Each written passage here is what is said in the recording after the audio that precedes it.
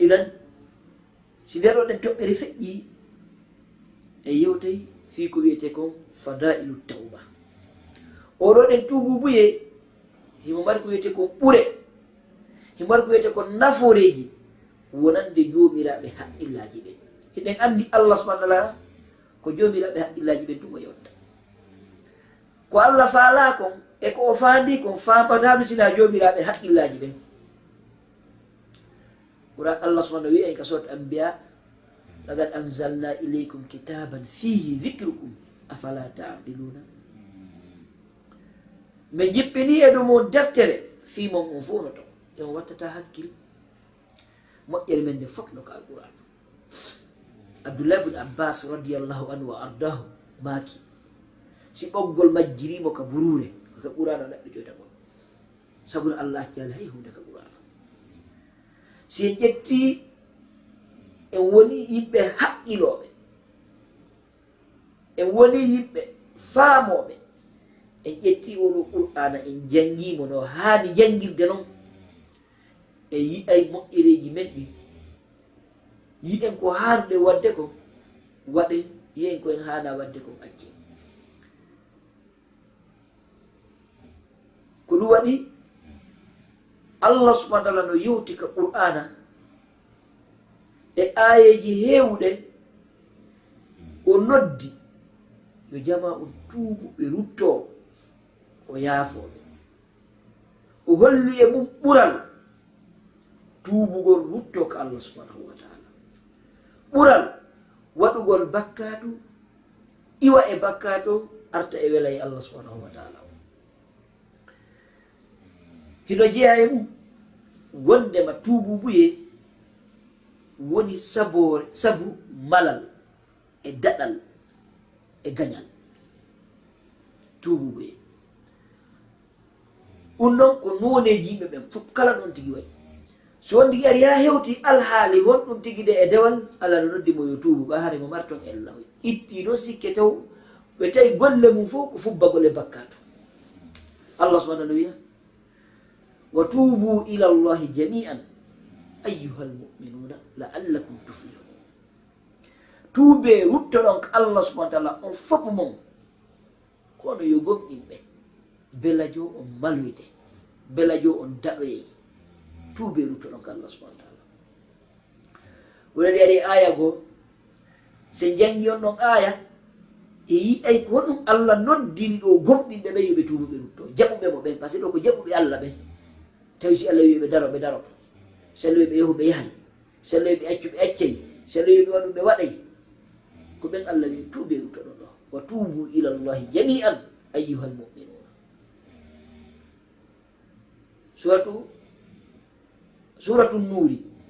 yetto a ara suratu mu'minun tawa rabbu samawati no wiya walladhina yu'tuna ma ataw wa qulubuhum wajilatun annahum ila rabbihim raji'un ulaika yusari'una fil khairat wa hum laha sabiqun. ɓen ɓe no golla ko ɓe gollata ko ha ɓe gayna immorde ko Allah yabi, ɓe totta farillaji Allah ɗi, ɓe huwa sunnaji ɗi, mustahabuji ɗi, ɓe golla ko Allah e nelaɗo yamiri ko, tawa kadi ɓe renti ko Allah e nelaɗo haɗi ko, kono tawa ɓerɗe maɓɓe ɗe no huli, hiɓe aani, hiɓe maapi, est ce que Allah jaɓanay ɓe? ko ɗum waɗi ɓay ayan o jippike nene Aisha ɓe landino nelaɗo sallllahu alayhi wa sallam, ɓe maaki e nene laaɗo o aya ko fi yaroɓe beere ɓe, laaɗo maaki o aya ko fi waɗoɓe zina ɓen, laaɗo maaki o aya ko fi waɗoɓe bakkatu ɓe nelaɗo, laaɗo maaki ko fi hombo nelaɗo maaki ko ɓen tottoɓe ko Allah yamiri ɓe tottu kon, ɓaawo ɗum hara hiɓe huli si tawi Allah jaɓaniɓe ma si jaɓanani ɓe. fi honɗum aya waddi ta'lil ko fi honɗum woni waɗi si tawi on tigi si o golli ko Allah yamiri kon ha gasi tawa himo huli, ko honɗum waɗanimo o waɗay sabu o tinno e rewgol Allah subhanahu wa ta'ala, o adonire e moƴƴereji ɗin. si on tigi ɗo jiɓi est ce que ɗe golle an jaɓama ka ɗe jaɓa, on tigi ɗo felliti Allah jaɓay, kono o mara garanti o jaɓi ma ɗin piiji sennidire pellet allah subahana taala ko foti koko hunnay kono est ce que an ka wonɗanɗa felliti allah jaɓi ɗum non ko goɗɗum ɗiɗi on si o jaɓi est ce que a waway renude ɗe o golle ha tawoyamo haɗa ɗe bonali par ce que mo wi ya ayuha alladina amanu atiu llah wa atiu rasula wala tubtilu amalakum ɗofti kono gomɗinɓe ɗofte allah ɗofte ɗo nder wata yeebu golleji monni ɗum ko ɓawa a gollude noko wala tubtilu sadakatikum bil manni wal adha idan golle ɗen ɗa wawi ɗe gollude ha gasa kono ɗo ya yaw ko allah subahana taala tawa ɗe boni allah noon ko hombo o yoɓata ko kala ya golluɗo ɗo ha gasi allah jaɓanimo o maayi o tawoy gollal ngal ko allah subhanahu wa taala man jaa bil hasanati falahu ashru amthaliha ko man jaa o maayi a yeyi ko allah subahana taala o tawi baraji makko no ɗon ko noon allah subahana dubulanta baraji woɓɓe noon golla e ha gasa ɗo yaw ko allah tawa boni ko ɗum waɗi andugol importance o aya ɗo ko sotu muminun wondema si tawi neɗɗon himo rewdi allah subahana taala dewal ngal no yaadi e kulol est ce que allah jaɓanimo est ce que gollal ngal o tawtoye ngal ɗon ka allah subahana wa taala ɗum ɗon hino wona saabu hande kadi o tinno o ɓeyda par ce que sonoyi mo huuli sonoyi mo aani ɗo yo mayde arumo ñande o ko ɓeytoɗo ñande o ko ɓeydotoɗo ƴetti alhaali neɗɗo wi o minen allah yaafinoke men minen koye bakkatoy ɗo allah nangitirta min koye ɗo ene woodi waɗɓe bakkatoji ɗinɗo gaynoye hara menen fiya men yejjitama ƴetti alhaali oɗo e alhaali oɗo dara konɗo woni e gara joni e aroje ɗe yiyen alhaali façon neɗɗo ɗimmo on gollowo bakkatu ha gasa tawi mo felliti kadi allah yafono yurmede allah nde no yaaji e waɗe bakkatu eaɗa joni yiyen ɗum idan neɗɗon fala budda jaalomo kulol allah subhanahu wa taala e hoore ko woni rewde allah kon taw kadi kono allah rewirte noon oɗo ɗe neɗɗo tinnoto o adodire kadi kala moƴƴere mo yino golle haray mo rerɗi heɓugol ɓuuri kun ɗon kan kadi idan ɗum ɗo ɗen ko ɓural molanangal wonande tumugo rutto ko allah subhanahu wa taala yo toon e ɓural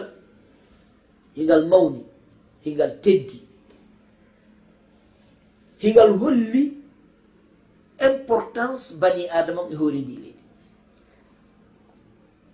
e ngal holli ɓural ngal allah waɗani oɗo ɓiɗɗo adama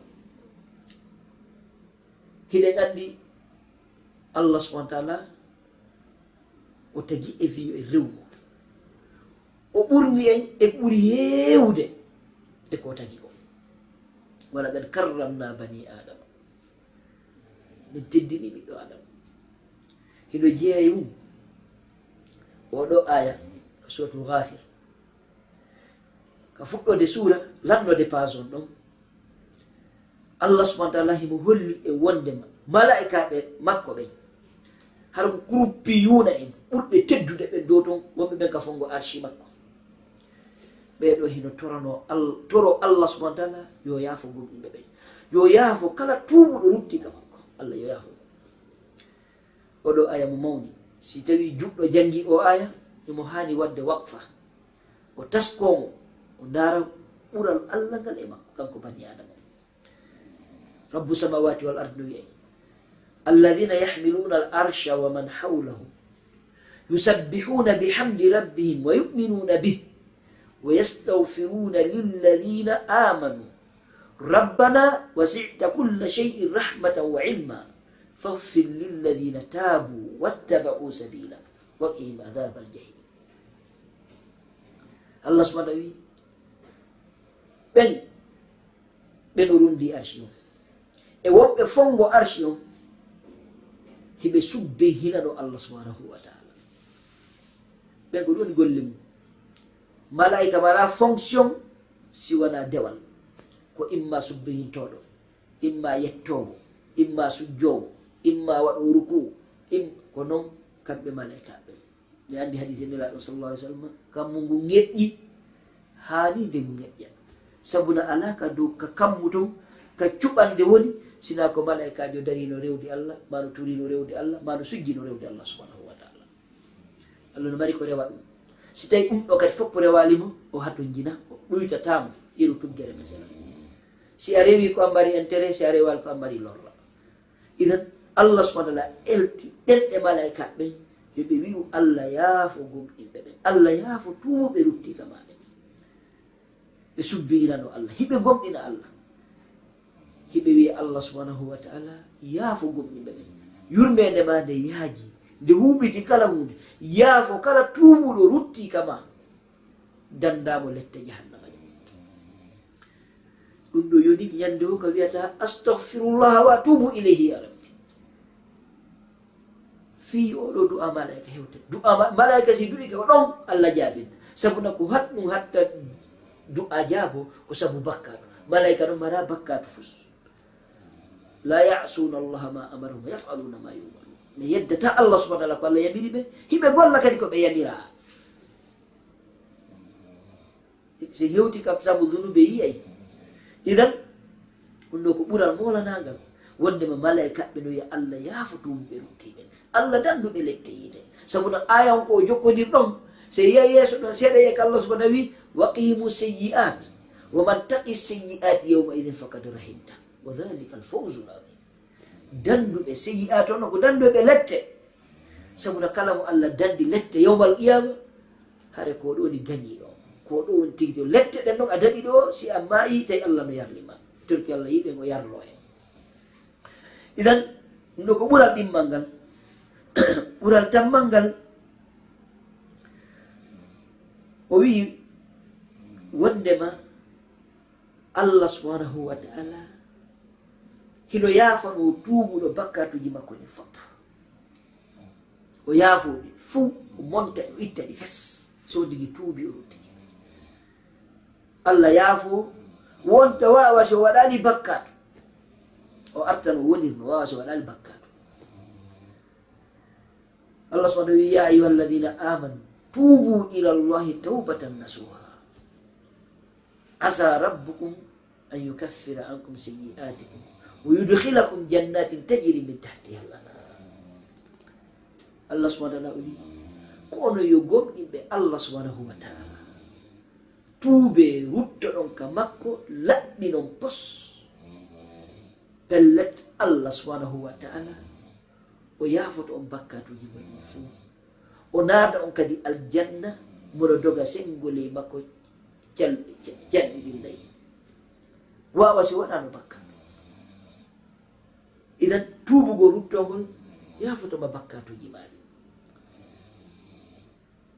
tuubugo ruttogol addete e welaye Allah tuubugo ruttogol wonay sabu yaha aljanna tuubugo ruttogol wonay sabu dabɗa jahannama idan tuubu ruttoɗa ka Allah subhanahu wa ta'ala toɓɓere ɓurde mawnude yo Allah yaafo kadi ko yaafoto bakkatuji ɗi ko toɓɓere go ndar ɗon nden ɗon kadi hiɓe weli ha wonande gomɗino mo imanu joli e ɓernde mum si naninde o doga kisanko yaka tuubugo ye o accita kisanko wiyete kon bakkatu ko ɗum woni ɗum wondema Allah e hoore ko yaafoto bakkatuji ɗi o ƴettaɗi kadi o wattata kadi moƴƴereji ko so o yaafi kadi innal hasanat yudhibuna sayyi'at moƴƴereji ɗi loota e bakkatuji ɗi naɓaɗi yilto ɗon Allah ƴetta ɗin bakkatuji hande kadi on tigi golluno o watta ɗi kadi fof majji moƴƴere Allah subhanahu wa ta'ala ka suratu furqan ka lannode suratu furqan illa man taba wa amana wa amila amalan saliha fa ulaika yubaddilu Allahu sayyi'atihim hasanat wa kana Allahu ghafuran rahima subhanallah Allah subhanahu wa ta'ala ɗo en ƴettu firen ayon adde adon ɗon aya seeɗo ɗum ɓurete wawde famude ayon koye siyak ibadur rahman jiyaɓe Allah subhanahu wa ta'ala ɓe wa ibadur rahmani alladhina yamshuna ala al-ardi hawna ko ɓen o sifi ɗo waɗi ha ɗo yewti fiɓe ɗo wonɗum o yewto ado ayon walladhina la yad'una ma'a Allahi ilahan akhar wala yaqtuluna an-nafsa allati harrama Allahu illa bil haqq wala yaznun ومن يفعل ذلك يلقى أثاما يضاعف له العذاب يوم القيامة ويخلد فيه مهانا جاء عباد الرحمن جاء بالله سبحانه وتعالى بريودتا الله سبحانه وتعالى يقول بشركتا الله سبحانه وتعالى hibe waɗɗiti ko wiyete kon shirku hibe waɗi Allah subhanahu wa ta'ala bajjo hibe holori mo kanko tu hiɓe faabinoramo kanko to hiɓe wallinoramo kanko to no dendagal noneji deweni hiɓe waɗani ɗum Allah tum ɓe kafidanimo hay hunde ɓe warata wonki si wonaki shari on yamiri o ware ɓe jaggiɓe dufata ƴiƴe wona ɓe jaggitoɓe wonkiji ni ɓetata on hurma mo Allah waɗani wonkiji ni sina mo l'islam yamiri o ware ɓe waɗata kadi zina hiɓe woɗɗodiri e wiye ko wiyete ko zina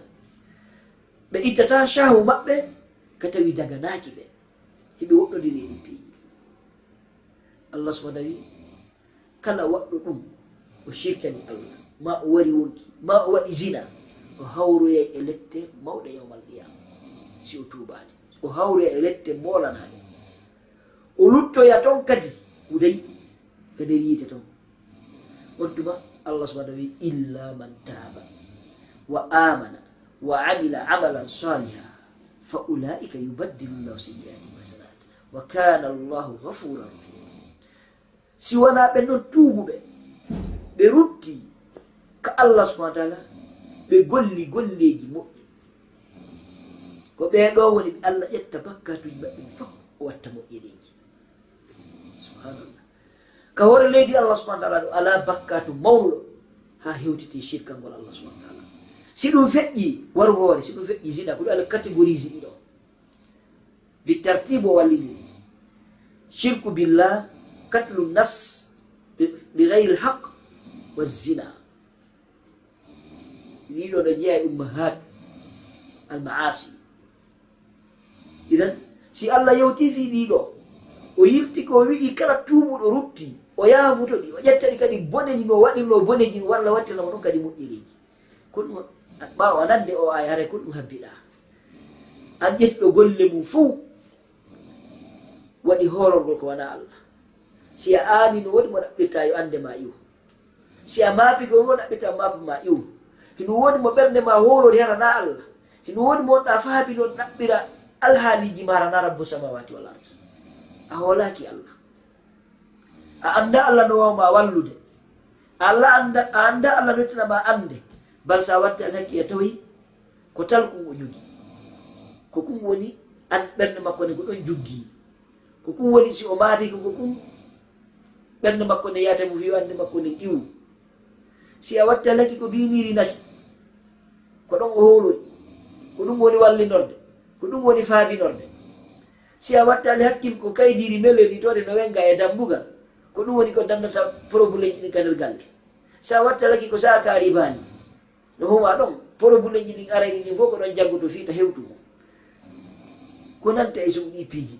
nde o aani o maapi wo hino woodi mo yaka mum imma ko tappowo ceede imma ko toɓɓowo ramni imma ko darrowo qur'an imma ko ɗum ɗo hino woodi ko o yahata ɓernde makko nde yowaki Allah subhanahu wa taala oɗo e Allah yiɓe woɗɗodiri oɗo anda Allah subhanahu tagu ɗo ɗi kammuli o tagini leydi o taguma an hari alano oɗo anda Allah subhanahu no wawi ittande goɗɗo hande oɗo naati e shirku o naati e bakkatuji mawɗi ma oɗo ko woni golle makko ko waro yimɓe façon alhaali no o wariri yimɓe o yo taw ɗum haranaro l'islam wiri o waɗiremo l'islam ko dagini o ware bi shurut ko keefeero ma naɗɗo ko l'islam murti ma warɗo wonki e hoore chartiji mum ɗin ɗum no toɓɓayna mawdume noon e natta e ɗin ha idan kala façon no goɗɗo wariri goɗɗo tawi waɗa e alhaali hare koye waɗɗo wonki o jeeya wonkiji ɗin Allah subhanahu wa taala no mawnini fi majji la zawalu dunia bi asriha ahwan inda allahi min qatlil mumin adna o fof o bonde o yeebo eno hoyfi ko Allah e diwargol julɗo goto goɓɓinɗo idan woɓɓe kadi ko ɗum woni golle mum ko imma ɓe waray imma ɓe yamira e wari woɓɓe kadi mara golle ɗiɗe tati sina firtugol duhol mum ka Allah subhanahu wa taala wi wata o waɗu kala suddiɗo ko ma o humpito ko ma o andano o fewdori woɓɓe kadi ko ni woni alhaali ɗo ma e sonnaɓe goo kadi kamɓe kadi ko kala duhiɗo ɓe andayno o fewdori idan mo alhaali mo woniri ni mo gurdam mum yaari ni Allah subhanahu wa ta'ala wi o tuubu o rutto Allah renɗimo e tuubugo rutto wonde ma si o tuubi o ruttike ɗi boneji ɗo fuu Allah ƴetteji wattaɗi kadi moƴƴere ɓawo ɗum ko ɗum habbiɗa tinno yahaka Allah subhanahu wa ta'ala fa firru ila Allah dogge yahon ka Allah yaafo anda ko de tuma lajal on ma tawde yo Allah daɗu lajal tawde ma e ɗi bakkatuji mawɗi yahaka Allah subhanahu wa ta'ala tawa immitoto bal malakul mawti tawde e ɗi ndadeɗa e ɗi ka kaburu ma munkare nakkir tawdama e ɗi wonda e ɗi kaburu ma ha ñandegal dari immoɗa daroɗa yeeso Allah subhanahu wa ta'ala wonde e ɗi bakkatuji anditu o alhaali tuɓurtoɗa musidɓe ɓeɗo iwe o bakkatu mo wonɗa artu Qur'an no wiya wa mada alayhim law amanu billahi wal yawmil akhir ko ɗum heɓi ɓe si wonɗum heɓata ɓe si ɗe ɓe gomɗini Allah ɓe gomɗini ñalawma dargal ɓe huwi ko Allah yiɗi kon honɗum heɓata ɓe idan ɗum ɗo ko hollu ɗum wondema tuubugo rutto ko ɓural mawgal ka Allah subhanahu wa ta'ala Allah yaafoto on tigi yaafo bakkajuji ni bal ƴettaɗi kadi wattaɗi kadi fof majji moƴƴere e dolki Allah subhanahu wa ta'ala arsuɓen ko wiyete ko tuubugoye bal no ton ɗen kadi ko holli wondema ɓural tuububuye ɗan gurdanɗa wonɗen e mum gurdanɗa ko dakmitagol ko mata'ul hayati duniya wiya ko si on tigi dakmitorto no dagori e so dakmitorto no harni kono gurdanɗa ko dakmitagol dakmitagol ngol noon no woni ko harni no woni ko dagi Allah subhanahu wa ta'ala piiji ɗin fuu kala ko o harmini a tawi no woni sugu mum ka o dagi o harmini zina o dagini dewgal o harmini riba o dagini ngeyni ko wano noon kala ko o harmini no woni ko o dagini kala ko o dagini no woni ko harmini idan dakmitagol ngol ko si a ƴettay ko Allah dagini ko dakmitora ɗum ɗon e sa ƴettay ko Allah harmini ko dakmitora ɗum ɗon Allah subhanahu wa ta'ala wi si en tuubi en ruttike o dakmitay en dakmitande moƴƴude nde nde tawde ko ɗi woni ko ɗaɓɓa ka aduna ɗo on ndi yiya kadi ko Allah subhanahu wa ta'ala tawa Allah no yiɗi mo yarnimo rabbu samawati wal ardi wi honɗo wa ya qawmi istawfiru rabbakum thumma tubu ilayhi wa an istawfiru rabbakum thumma tubu ilayhi yumatti'ukum mata'an hasana wa an istawfiru rabbakum thumma tubu ilayhi yumatti'ukum mata'an hasana tuube ruttoɗon ka Allah subhanahu wa ta'ala insino ɗon mo o dakmiton dakmitande labande moƴƴude nden nde o yiɗi o yarli nden ila ajalin musamma o yuɓti kulla di fadlin fadla ɗum noon ko ha e sanga no happa ko wonɗa ɗo e nema o goti le piiji ɗiɗi ko imma nema o yaha acce imma yaha acca nema kono ɗon o luttata o dumodata abadan si tawi noon dakmitande ma nde wonɗade koko harmi a daroto yeeso Allah o landitoma siko ko dagi a daroto yeeso Allah o landitoma joni noon no jeeya fiya heɓ dakmitande ka gurdan ɗo labande nde Allah yiɗi yarli wonede saabu heɓoya aljanna daɗoya yiide ya tuubu ruttoɗa e bakkatuji ɗi wonɗaɗi ko jeelo woni tawi shahaw mum ko iwata ko isina ko jeelo jokkata rewɓe ɓe humana dewgal taw ko iblisa humi dewgal ngal ka laawol jeelo taw ko immina yawgol ƴamugol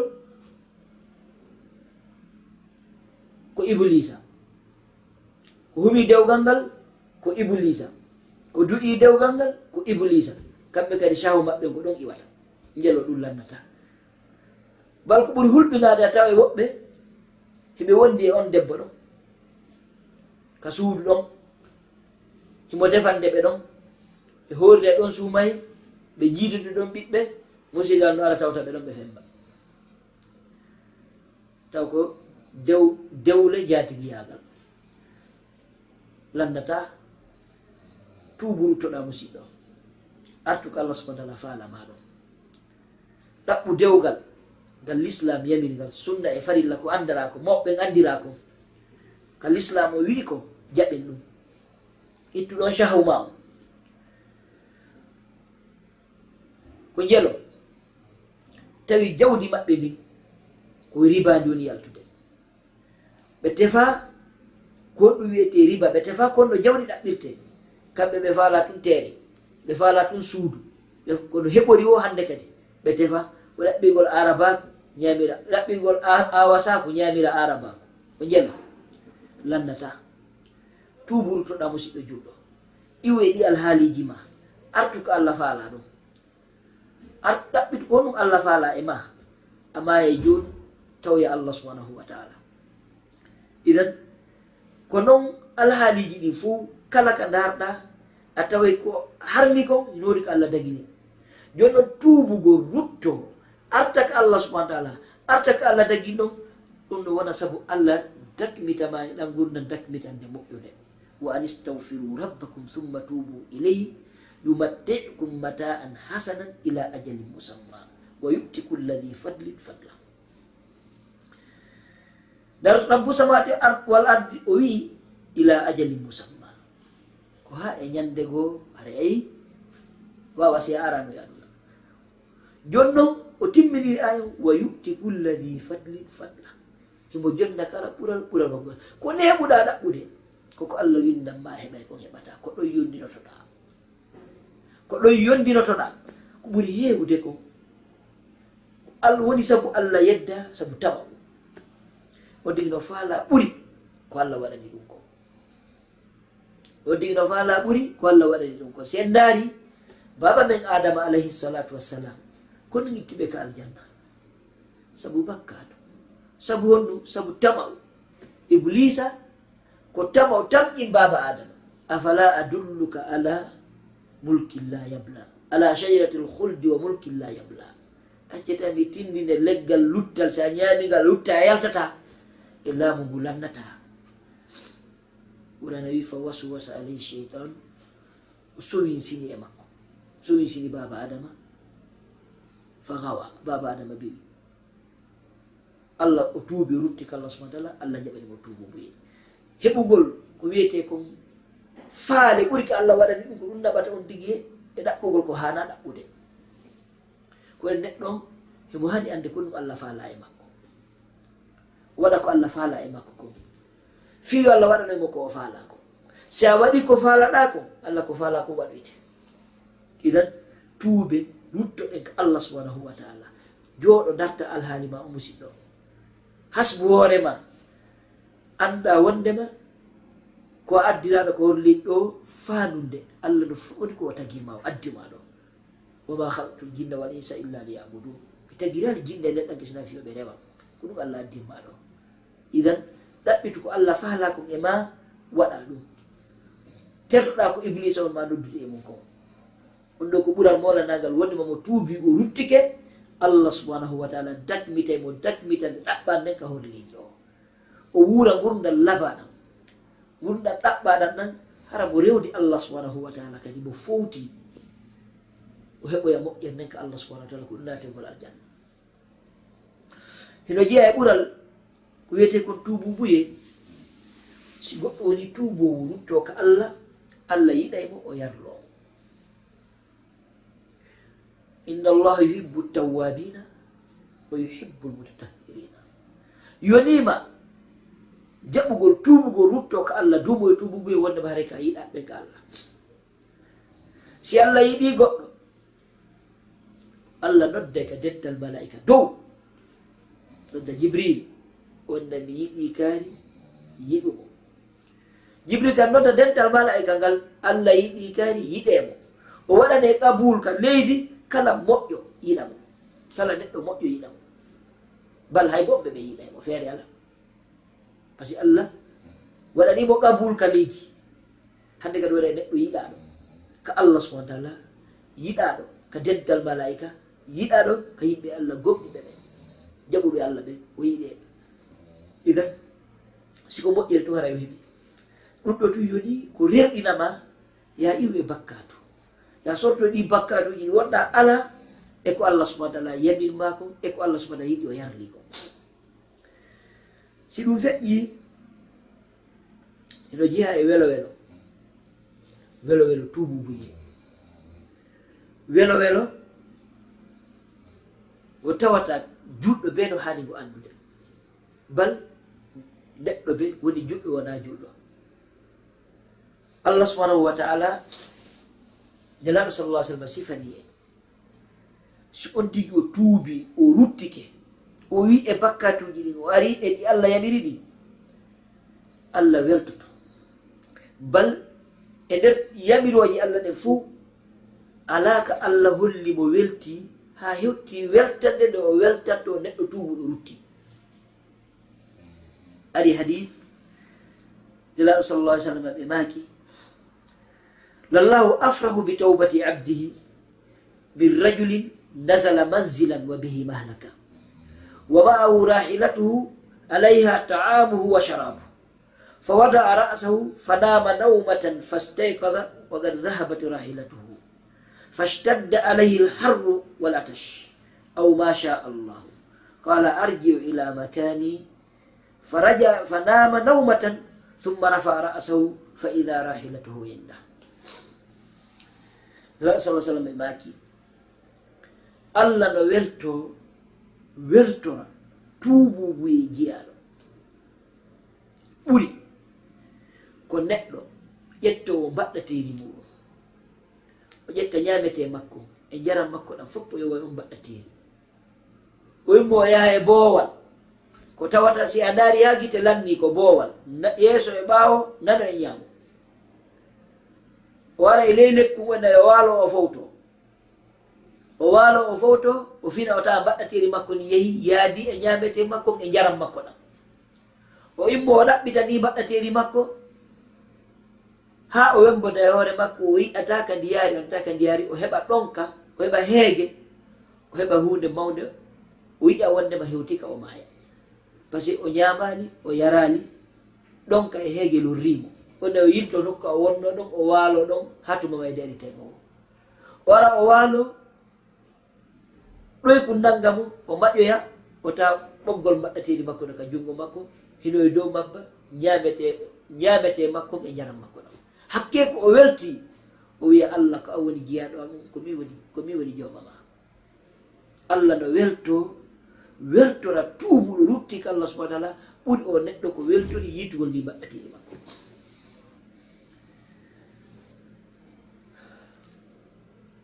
torki Allah subhanahu wa ta'ala yo Allah arsuɓe ko wiyete ko tuububuye torki Allah subhanahu wa ta'ala yo Allah newnan en tuubugo rutto ka makko o yiɗay ngo yarlo en. Allah yarlota ko neɗɗo e dow bakkatu sa sikki a waɗa e bakkatu Allah yarloma e dow mum a sikki Allah sikke bonɗe. Allah toujours ko yiɗi ko yimɓe moƴƴuɓe ɓen ko yimɓe tuɓɓe rutti ɓen ko yimɓe moƴƴinoɓe ɓen. idan oɗon e hadi hino tindina e wondema yen aru Allah no yiɗe o yarlo en si en tuubi e ruttike arten ka Allah tuube ruttoɗe ka Allah subhanahu wa ta'ala ɗaɓɓe wela e Allah o iwen e ɗi bakkatuji no jeeya e mum ko wiyete ko ɓural tuububuye wondema neɗɗo tuubuɗon o hera e place Allah waɗnaymo place mawɗo ka adna ɗo e ka lahara. no jeeya e muɗum ko feƴƴi kon Allah yiɗaymo Allah waɗa e tagore nde yiɗumo Allah newinanaymo kadi gurdam si hewtoy ko akhta fi tawba e wi'e alhaaliji ɗi nde toɓɓen ɗo e yewtoyen to ɗo e sappo to nde tuwoni Allah newinanay neɗɗo gurdam ɗam Allah eltay ko dankomo Allah eltay kono moƴƴo e makko gurdam makko ɗam hoyfay haysi jama o yimo kanko ko miskino kono hay gurdam makko ɗam no newi Allah newinanay si tawi goɗɗo e bakkatu himo e geddi hayso heɓi ko tuggoto ko kammu o ɓittoto haray mo soñji haray himo aani haray himo maapi bakkatu ittay neɗɗo bakkatu waɗay jooma jawdi miskino dewal Allah tuubugo rutto waɗay miskino patron. idan fala budde jama o yilto ɓe ɗaɓɓita ko hoɗɗum Allah faala e maɓɓe fiyoɓe artu ko Allah ɗaɓɓi ɗon ko Allah yiɗi jama o ɗon ko Allah yarliɓe ɗon. idan haray ɗiɗo ɗen ko yoga e ɓure ko yowodiri e fi tububuye e ɓure ɗen hiɗo heewi ɓure ɗen hiɗo yaaji hiɗe mawni kono sabu raɓɓiɗugol tamme mum ɓen ƴetti ɗeɗo tum haray ɗen tori Allah subahana taala nafi ɗen muhimmo hira andugol fo ko yeri ko annduɗa ko ya jaɓo ko ɗon important e ganda ko ɗon kadi important e heɗagol yewtere heɗagol yewtere ko ya ndaru yewɗon ko yewti ko est ce que ɗum ɗo no haani ɗum ɗo ko ni honto ellamu woni jaɓa accita ellam araka duwa ɗum haray nafoore yewtere nde heɓite si waɗa ɗum haray nafa ala ko wona yewtanede nafa ala haray ko wona janganede en torki no Allah subahana taala yo waɗan en nafa e gurdam men ɗam waɗna en barki e gurdam men ɗam